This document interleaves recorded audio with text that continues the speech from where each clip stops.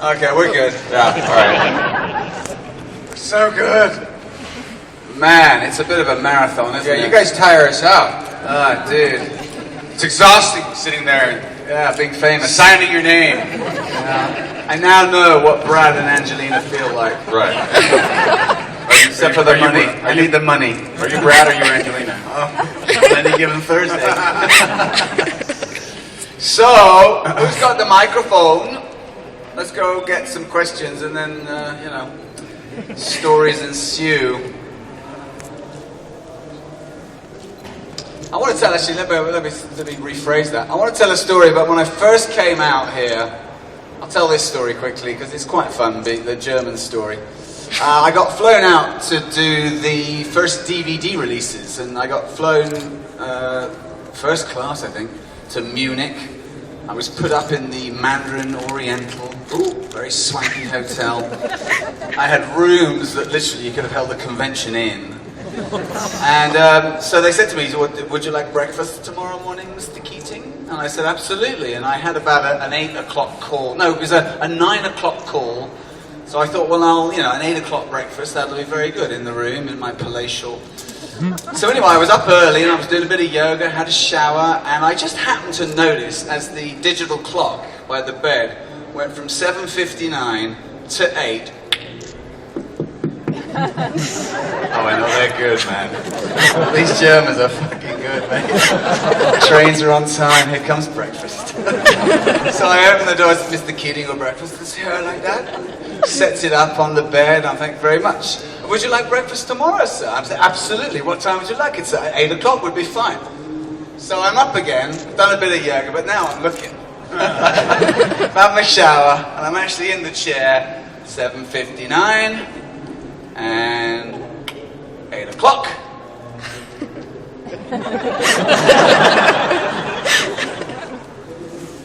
And then there was this. I'm so sorry I'm late, Mr. Keating!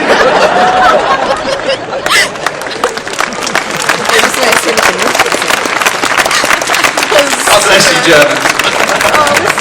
Did they fire him? Yeah, really? Oh, I complained. You tell Hans. So where is that microphone? There it is. Yeah. I just want to make a question. There are some people that say that one of the reasons that Enterprise didn't make up the 7th season was that the crew didn't melt it together that good like with Star Trek The Next Generation, Bullshit. Space Nine, all the others. So I just wanted your point on that. No, there were. I thought our cast was. We had a pretty good chemistry, I would have said. You know? Yeah, I really. It's ridiculous. I think we melded very well together. I completely repulsed your argument, sir. The relationship between basically the bosses of our show and maybe the bosses of the network and the studio had more to do with not getting along than we did. I mean, we've both been on sets that you can tell these folks don't get along. Prison Break. Strange cough today. And it's clear. Don't even get me started with the girls from Charmed. When Not charming. So you come onto our set, and everybody who worked on our set was extremely comfortable. And Scott Bakula was the catalyst and instigator of just having a wonderful set. He was the first one to put his hand out to any new face that came on, just an extra on the bridge, and hi, I'm Scott, and have a good day here. And he was really a class act. And when the guy at the top of the food chain, is that humble and just well met, there's no room for someone to be an idiot underneath him. he would occasionally, without provocation, slap you though very hard on the side of the face just to make sure that you were awake. So that may be one of the things that people thought was like not cool. I'm quick though, right? All right. You're wrong. You're wrong. No, the demise of our show really was a political thing between Paramount, CBS, Les Moonves, blah, blah, blah. UPN, the network, was really kind of just sliding down and hanging on. And partly the reality also that DVR recordings, our show was like the number 1 or number 2 recorded show at the time. Right. They didn't count that for ratings. They do now. All right. Yeah, too late. Yes, sir. Hello, one for Dominic. There is this huge backstory of rumors and quotes and stuff about the background of the Malcolm Reed character having been planned to be the first gay character, the first gay main character. And then I played him that way, for crying out loud. What's the matter with you people? When you never be happy. But then it didn't happen or something like that. Could you enlighten us? What was the first plan and how did it change? The first time I ever got wind of this, so we'd had the read-through. I think we might have even shot a couple of episodes. We were into it, and I'm at my local supermarket round the corner from where I might have even bought the house at that point. So yeah, we'd done the best part of the year. When we were on the air. Came out. No, we were on the air, right.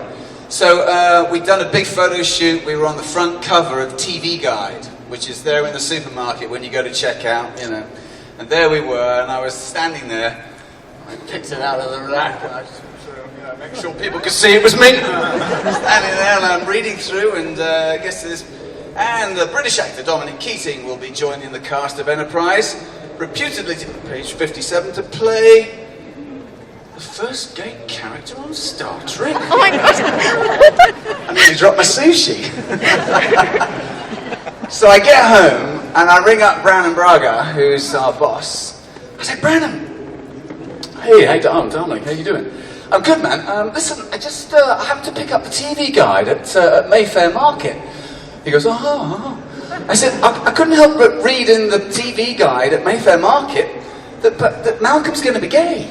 There was this pause. And he goes, uh-huh. I'm like, okay.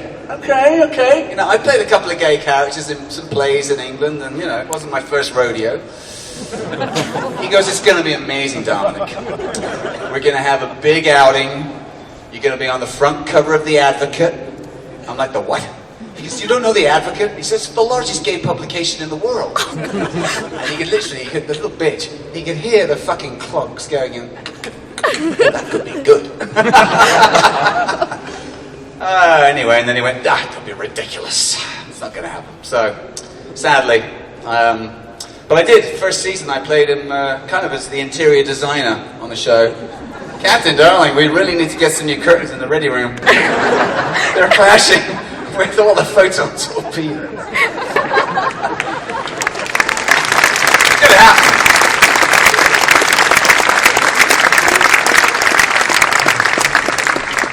Yes, my dear. That's Sophia. There are some deleted scenes from Shuttle Putt that nobody's ever going to see. Yeah. Yeah, got nothing to do with Paul's bum. Yes.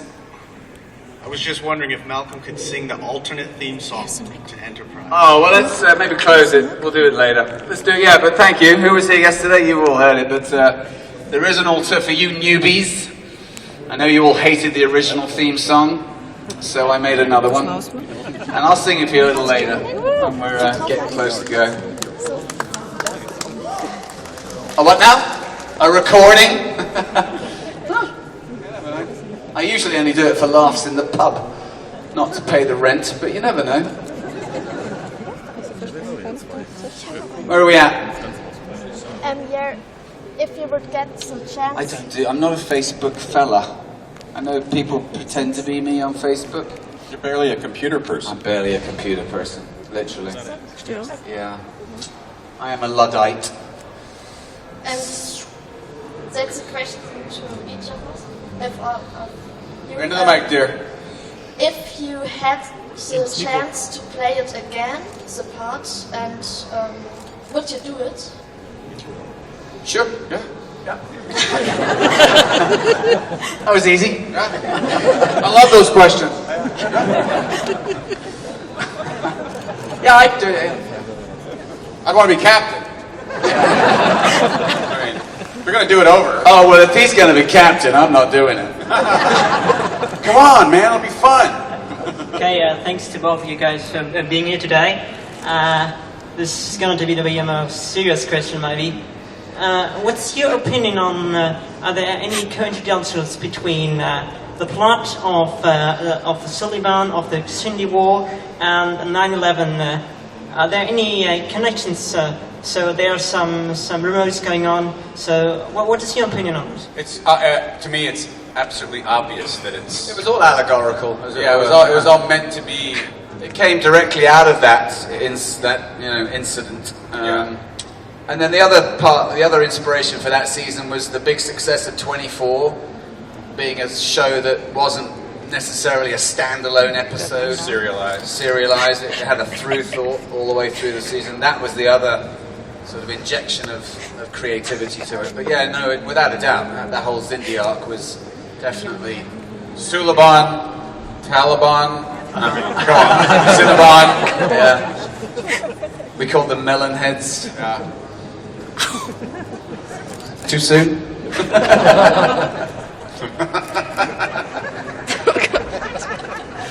I'm a funny now. Okay, where are we at? Just another thing to the demise of the show. You say. Oh, stop harping on it. No. It's something different. Some people in the audience and yourself seemed like a bit sad that it ended after 4 years, but concerning it, the TV landscape has developed in the last years, where 99%, I'm exaggerating, but 99% of the TV shows get cancelled after just one season. Firefly or take some other shows. Are you happy with the 4 years you got? Yeah. Yep. That was easy. Yep.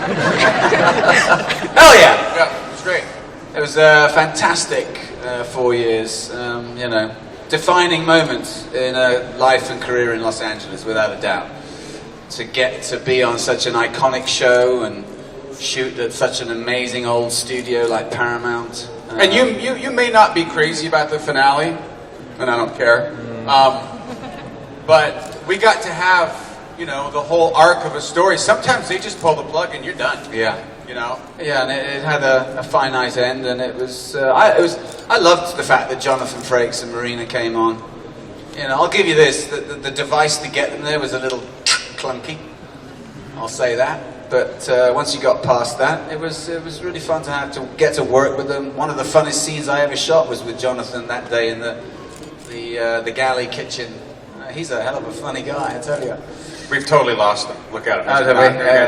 Anyway, so yeah, absolutely, it was so much fun. I mean, I remember complaining one day in the EV suit or something to Scott Bakula, oh God, dear God, just put me in a nice tailored suit and let me do some legalese on a Boston legal show or something. He went, don't be stupid, Dommy. You'd hate it. You'd be bored to tears. You'd be bored to tears. In your Lamborghini, but you'd still be bored to tears.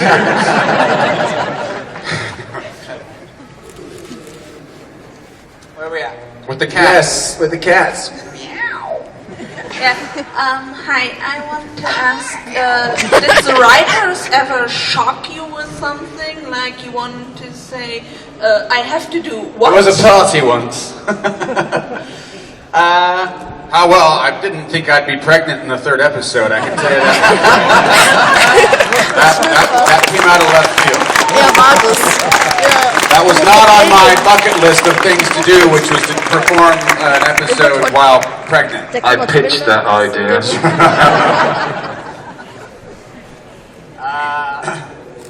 Yes. Hi, Zach from Trek Radio here. You just touched on the pregnant episode.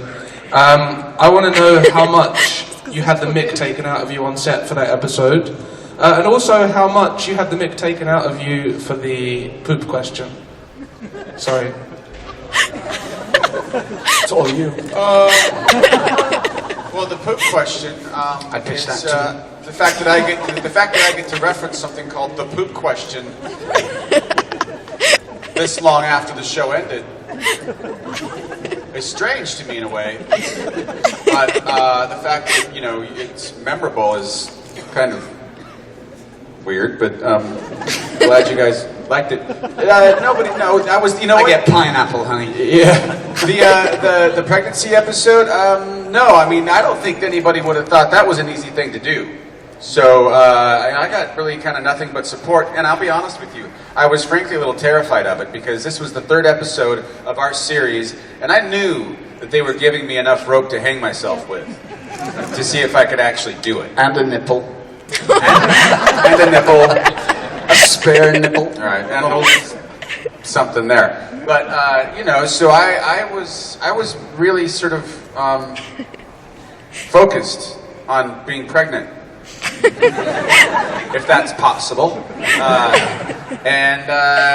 I don't recall anybody really. To be honest, look, there was some joking on our show, not a lot. I mean, we had a good time with one another. But, you know, we weren't out there, like, pulling somebody's pants down and, woo! You know, we were on the bridge. Oh, I was never on the bridge. He was never on the bridge. No, we had a riot on the bridge. When I wasn't there? When you weren't there. Yeah. And it was all about you. The nipple episode. Yes. Where are we at? Hi. Bruce from Florida. My question's for Connor. A lot of the Star Trek actors talk about the difficulty of acting in makeup, and so could you talk a little bit about portraying Michael on Stargate and how that was for you? For me, thank you, one person who likes that character.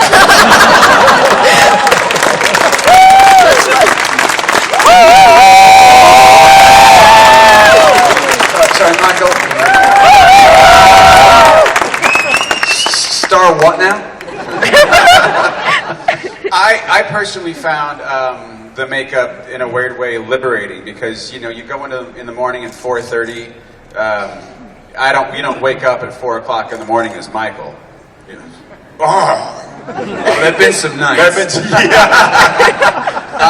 So, you know, I'd get there, and slowly as they began to apply the different parts of the makeup, prosthetics, get the foundation for the makeup going, and by the time I got that face on, it was probably 2.5, 3 hours later, and I would really begin to sort of feel, you know, my posture would change, and then I'd go get the costume on, and I'd look at myself in the mirror for a bit, because he was a much, much different character than anything I'd ever played.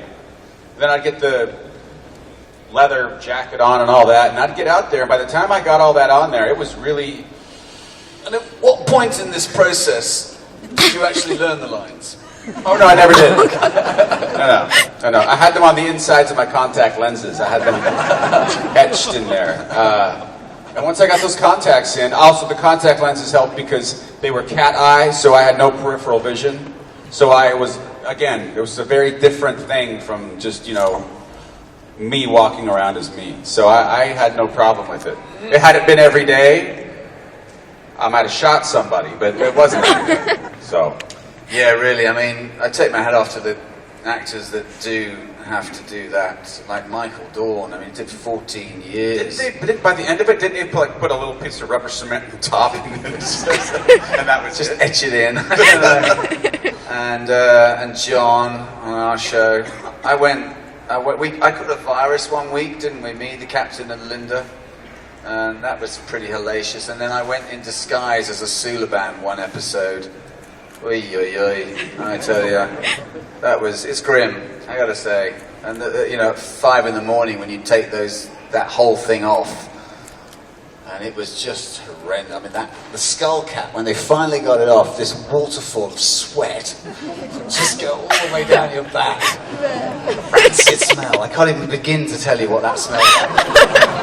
You stare at yourself at 5:45, and I just look like some ravaged drag queen. Yeah, making a living. Yes. Hello. Hello. Do you have any favorite Star Trek characters not from your show, but from TNG or whatever? I mean, you know, I grew up with the original series, and your man Spock was always a big fan for, and of course Captain Kirk. I mean, let's face it, you know, Captain Kirk's chiffon-clad ladies. My first foray into erotica. No doubt. That's a little sad. I was 9.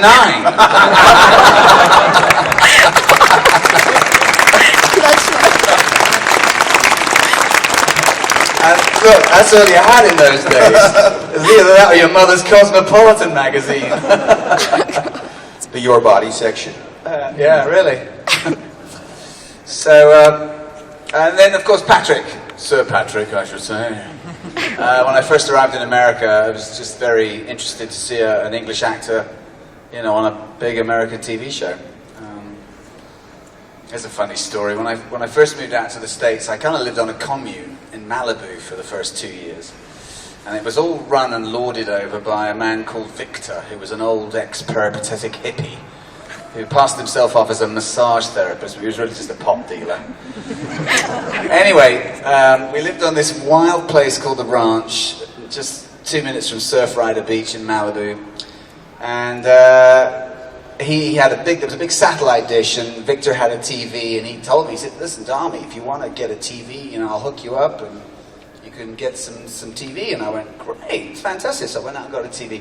What he didn't tell me was that getting hooked up meant that I had to watch what he watched. And Victor and his buddy, Dermot, they only watched one of two things. It was either The Next Generation or XXX rated porn from Canada. So you get home of an evening and you turn the TV on and you go, oh! Oh, no, wait a minute. No, it's only Patrick's bald head. We're good.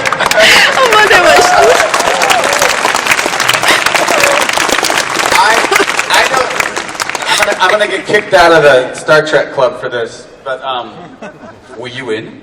Yeah, well, I was on probation for a couple of things I'd done before, but I have never really watched anything outside of the original series, a couple of Next Generation episodes, and I don't even know what the other two series were called. Oh, you got me now. I've never seen Deep Space Nine, and I don't know that I've seen a whole episode of Voyager. Voyager. Too soon.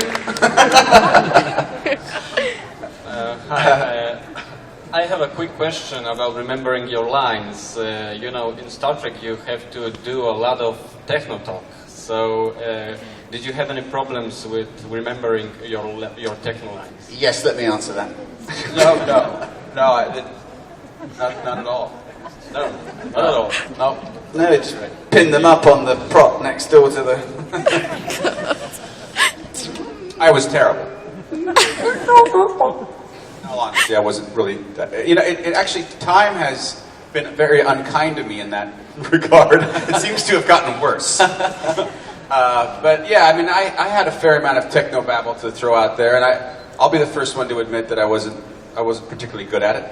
Let's just put it this way. At the Christmas party every year, when they showed the blooper reel, it was all Connor all the time. And I always got a little jealous. I was like, why didn't I fuck up more, man?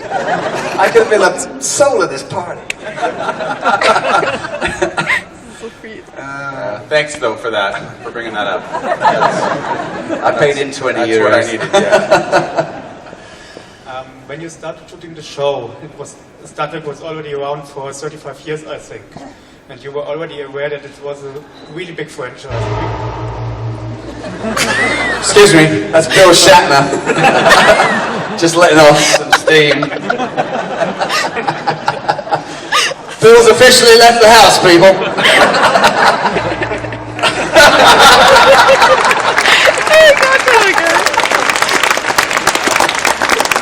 No night, Grandfather.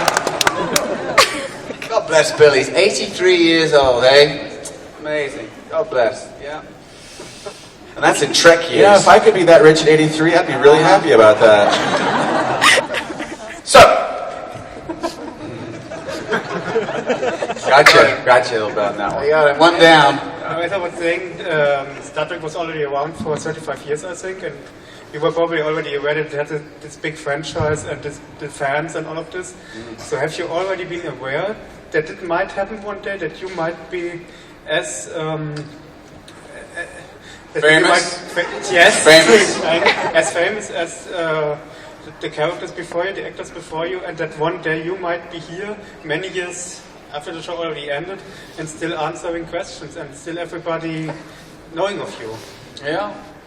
I've seen, we sort of covered this a little bit yesterday, so for those of you who were here yesterday, sorry. I was not. No. But no, I'd seen that documentary, Trekkies, before the show, before we went to film the show, and I was like, it's going to be a running gag, this one, isn't it? Go home, Bill, my love. Let the little people enjoy some of the fame, Bill.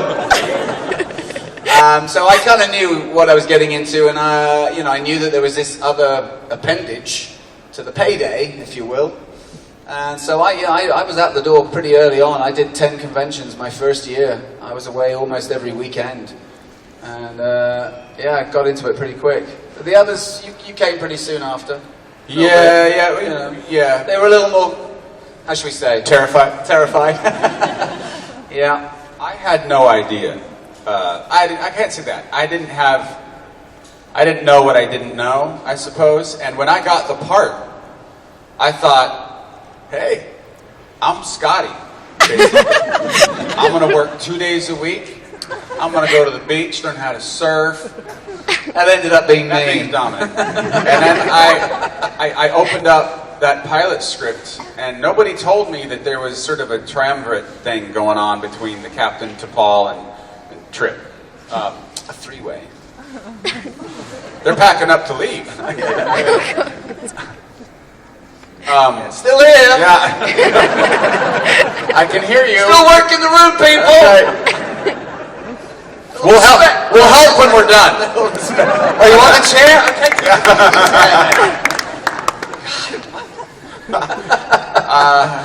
Whatever. I don't know Is what this I'm mic on?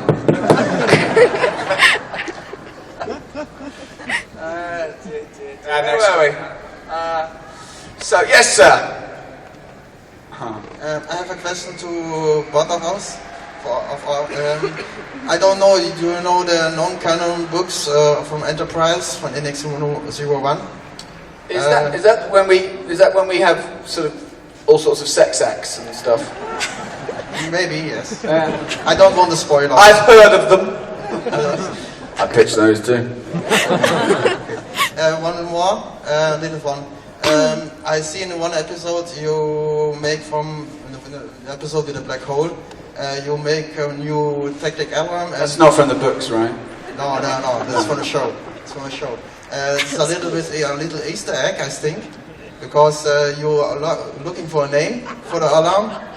The read alert. Yeah. Yes. Cheer. Okay, thank you. There you go. No idea what he said. Hey guys, I have a question. What a surprise! I want to know which genius had the idea that Trip dies.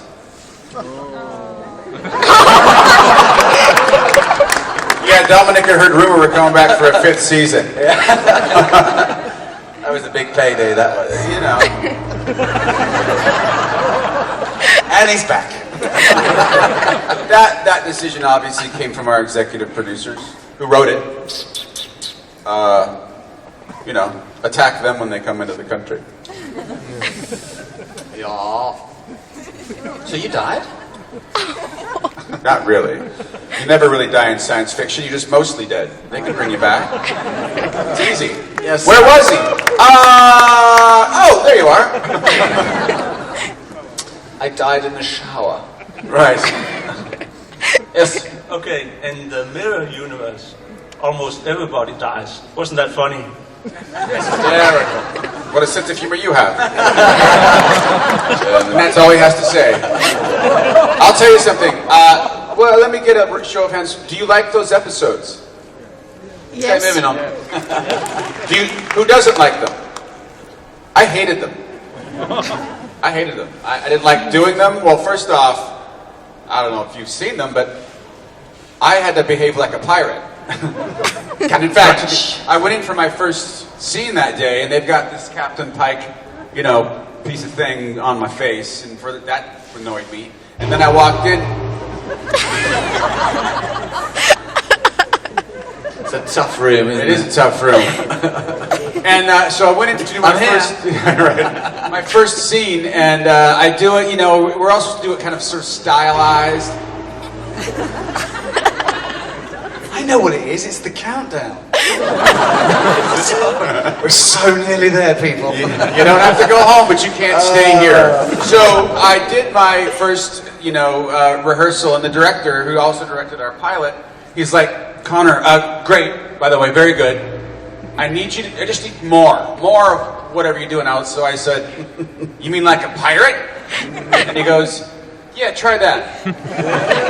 As a joke, I come onto the scene and go, I leapt over and went, that's it. Well, he goes, cut, print. And I go, no, Jim. I was kidding. He's like, no, that's perfect. I was like, we have 2 of these. He said, it's great. So I had to, it's like you're selling bird's eye fish fingers. Classic stuff. Darling. We have a question over here to your left. Yeah. Hi. Do you feel sorry that your uniforms weren't that colorful like in the other episodes? Why do they hate the episodes? I didn't mind our Prada jumpsuit. No. It was comfy. And well, the great thing is that we didn't have to wear girdles because you couldn't hide those. No. Some of the other Voyager. some of the other ones, they had to kind of wind up wearing some girdles. Step away from craft service. That's right. That's not for you. They ate their way through space. Let's face it. Wow, that was Dominic Keating who said that too soon. I don't have an English accent, but yeah, I like those uniforms. Me too. No. I think this is the last question we have for this. We've got 2 more, so we'll do these 2 more and then we'll need to finish. So here we go. Okay. Before the show, when you realized that you will become part of the Star Trek universe, what was the thing you were most looking forward to? Eating. Cashing checks. Cashing checks. Being gainfully employed on what looked like it was going to be a good run of a show, and just getting to go to work every day. It's a big thing for an actor, isn't it? You're out of work a lot of the time. Yeah, it's true. Yep. That's why when you work on something like that, they tend to pay you pretty well. Yeah. Because it better last. Yeah. So that's that was certainly friends said to me when I got cast in were you excited? And I was like, yeah, but I was mostly just relieved that I'd been in LA 7 years and had some success, and I didn't have to wait tables, thankfully, but this was going to be the payday, and this was it all kind of worked out. God bless. Yeah. After I got car, I went for a damn good walk around Beechwood Canyon, where I was renting 2 little rooms in an apartment block, and noticed the Mercedes drive by. I went, I could buy one of those. Noticed the lovely house up on the hill, and went, I might drive home to that house. And that's kind of how it worked out. So, and God bless you guys. I know I always pinch myself and remind myself, and it's because of you and your long-standing support and loyalty to this show and this franchise. And so, from the bottom of our hearts, thank you so much. Whenever I swim in my pool, I think of you all. I took off all my clothes, ran naked down the street, and promptly got arrested. So I had nowhere to go but up from there. You think that would have been me, but... So, all right, where are we? In the middle. Hello? Hi, Dominic. Dominic. Hi, Connor. I just wanted to know, after these exhausting days for you, what is the first thing you're looking forward to do after you leave here? Not talking. Shaking hands. Yeah, that'll be a little quietude. You mean right now, this evening, or yeah? What's the thing you look forward to? Or maybe have a drink. Maybe have a cocktail. Maybe a chicken wing. Or sex. I tell you, it's really lovely coming out to these things. I mean, it is, you know, you get your pound of flesh from us. You sure do. But it's not a bad thing, you know, and it's really nice for us to come here and be a part of our family again and see other actors. And I mean, you know, through the generations of this show, we've all become a little family. So it's fun for us, and we get to share stories and catch up, and you get to be Brad Pitt for the weekend, you know. So it's kind of a win-win. It is. It's a blessing to be able to do this. I mean, please understand that we are exceedingly thankful for the opportunity to have wrapped our, I guess, I don't know, talent craft around these roles that we got to play for as long as we got to play them. And to be remembered so long after the event by you guys. Yeah. I mean, it really is, you know, I say to him, our experience of still living in Los Angeles is without doubt defined by having done those 98 episodes in this franchise. Without a doubt. Yeah. We would be very different people / actors living in that town without that leg up. So thank you. Definitely. Very much again. Yes. I think it might be time for that alternate theme song very quickly. That's right. Not the finest pipist in the world, but we'll get an idea of it. It wasn't such a long time. It was only 4 years. Not such a long time. They didn't answer all my prayers. But now we're cancelled, they can kiss my ass. They can go to hell. They should have made me captain anyhow. Put me in the cat suit as well. 'Cause I've got tits and ass. Just as good as Jolene Blaylock. I've got looks and charms. Mountains higher than Connor Trinneer, books and smarts. Just as much as Dr. Flux ever had. I've got game, yeah, I've got game. Right from the heart.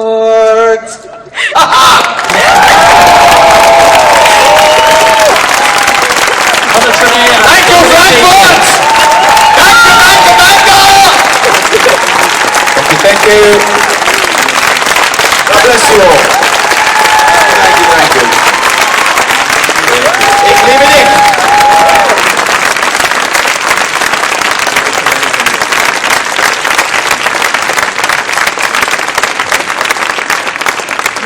And that does bring us to the end of the talks here. I believe there is a final, very quick chance for autographs if any of the guests are still out there. And the show closes at 6. Can I say one thing? I've got one memento here. I don't know if anyone's interested. I'll be at the signing table. It's the original script I had shooting Rajim with all the extra pages, everything, blah, blah, blah. Connor signed it. Anthony signed it. I'll sign it. Come and see me. Thank you all for coming. I hope you've enjoyed the weekend. We do need to clear this room now.